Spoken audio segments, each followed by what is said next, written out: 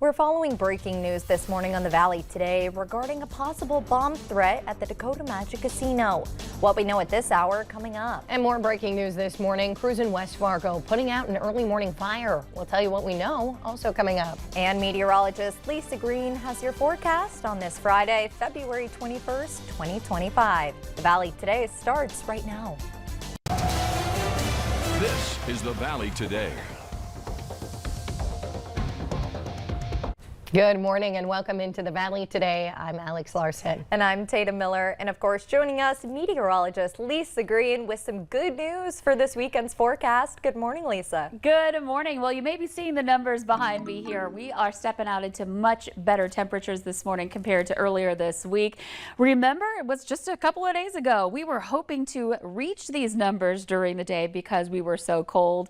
And now we're starting at 1 above in Fargo and 2 above in Grand Forks. It's 3 below in Jamestown, and most areas again right in that 1 to 2 degree range of 0 here for today.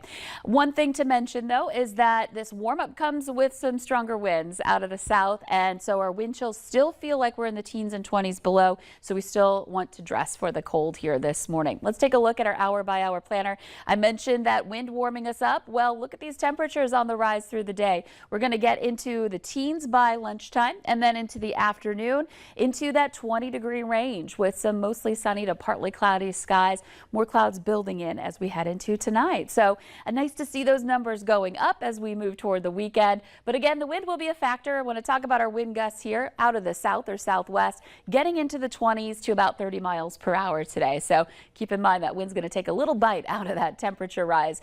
We will see warmer numbers for the weekend. More details to come in just a few minutes. All right. Thanks, Lisa. Time now is 6:01 a.m. Let's get a check of your time saver traffic. Now this is a live look at US 75 and I-94 in Moorhead this morning.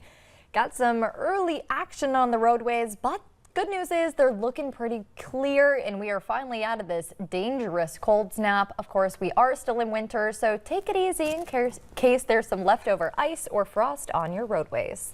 And to stay up to date on conditions on the road and for weather throughout the region, it's a good idea to keep that VNL weather app handy for forecasts right at your fingertips. Download and use it for free. Just search VNL weather in the App Store today. Breaking news this morning, we've been working since late last night to confirm reports of a bomb threat at Dakota Magic Casino. Now, we had a couple different viewers tell us hundreds of people were evacuated around 9:30 p.m. Behind us is viewer footage from the scene. Right now at this hour, neither the Richland County Sheriff's Office nor the casino itself is confirming anything. But we do have a reporter on their way to the scene right now working to get more information. We'll continue to update you as more becomes available. And we have more breaking news this morning. A fire is out after the quick work of the West Fargo Fire Department early this morning. The West Fargo Fire Department says they were dispatched to the 3200 block of 9th Street West around 2:15 a.m. They say when crews got there, they found smoke inside a home, but they quickly found and it put out the small fire inside the dryer of the home. No one was hurt, no one displaced. The cause of the fire remains under investigation and not yet a damage estimate at this time. A Mapleton man arrested after driving the wrong way down I-94 after drinking at a bar in Castleton. Highway Patrol says they got several 911 calls about someone going west in the eastbound lanes around 12:30 a.m. A trooper says Dylan Nelson was driving the wrong way for at least 14 miles, passing several vehicles head on. His blood alcohol content was .295. Nelson was arrested for DUI, reckless endangerment, and fleeing. The report says this is Nelson's 4th DUI. A man charged after a stabbing in Aitkin, Minnesota Wednesday morning has now been found and arrested in Ramsey County, Minnesota. Ramsey County Sheriff's officials say 33-year-old Matthew Limatainen, up on your screen, stabbed a 41-year-old woman in Aitkin, carjacked another woman, and then drove off, all before trying to enter a house in Ramsey County. They say a 69-year-old woman lived there and locked him out, but authorities eventually found him down the street. He now faces attempted murder, theft of a motor vehicle, as well as other charges. A Grand Forks teenager now being charged as an adult, accused of raping a 12-year-old girl. Charges were filed against Jaden Perales. Court documents say he was 17 when the alleged assault happened, but has since turned 18. Investigators say the 2 charges of gross sexual imposition date back to June. when Perales and a 12-year-old girl were at a house party. That's where court records say Perales had allegedly raped her after she said no multiple times. He denies the allegations, but court records say his DNA was found during an exam of the victim. Fargo Fire Department says a fire on the 5500 block of 20th Street South has left a home significantly damaged. This started just before 6 p.m. with smoke coming from the backside of the house. No one was home, so crews were forced to make their way inside and found the fire on the second floor. They put it out in about 10 minutes. A damage estimate is not yet available. Residents are displaced, but no one is injured. And actually, North Dakota saw a slight decrease in the total amount of fires in 2024 compared to last year. The state fire marshal reports their preliminary data counts about 2,900 fires last year, resulting in almost $27 million in property loss. Fire marshal says that's good. We experienced the largest wildfires in state history in the western part of the state. The top fire incidents were grass fires, building fires, and vehicle fires. A total of 24 people were hurt, 11 people died. Over in Bismarck, lawmakers cutting through the mountain of bills that need to be discussed before the end of next week. Michael Anthony shows us what happened on the floor yesterday.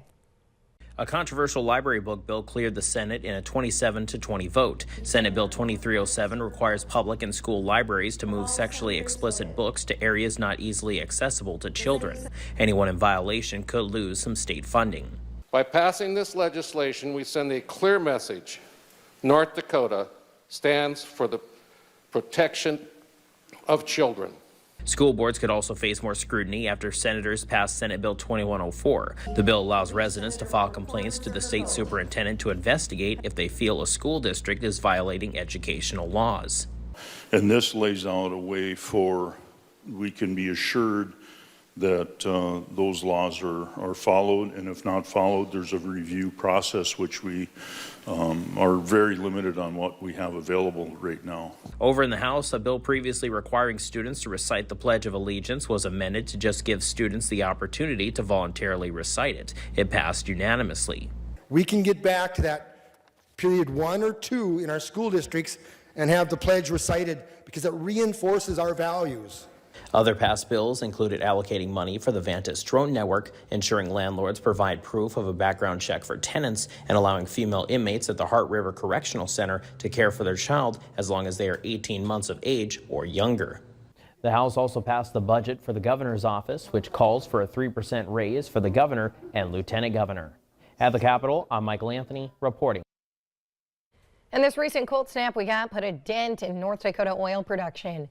As of yesterday, it's estimated to be down between 130 and 160,000 barrels per day due to the recent extreme cold and related operational challenges. Natural gas production was estimated to be down 0.37 to 0.45 billion cubic feet per day. That's according to the North Dakota Pipeline Authority. With warmer weather coming into our area, officials are looking forward to make up that production.